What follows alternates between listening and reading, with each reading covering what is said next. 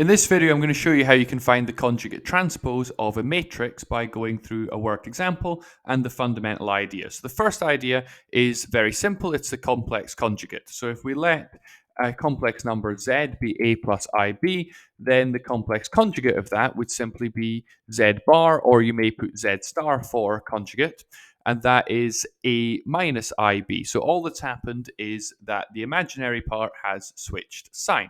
You could do this process for a matrix. So if you had a matrix A and you wanted to find a bar, all that you would do is simply switch the sign on all the imaginary parts. So I would become minus I. 4 plus I would become 4 minus I. And then 2 minus I would become 2 plus I. And the 1, because there's no complex part there, or you've got plus 0I, it would just stay as the real number 1. The next thing is the idea of a transpose. So a transpose is simply where rows become columns. For example, you'd have this matrix, and all you would do is that this row here would become a column. So this row has become a column. This row here becomes a column, and that is your transpose.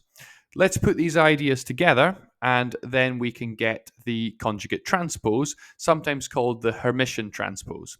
So we've got a matrix here.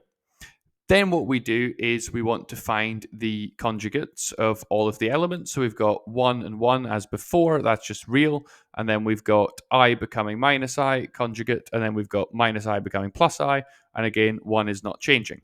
The next thing we do is find the transpose. So we've now got the conjugate.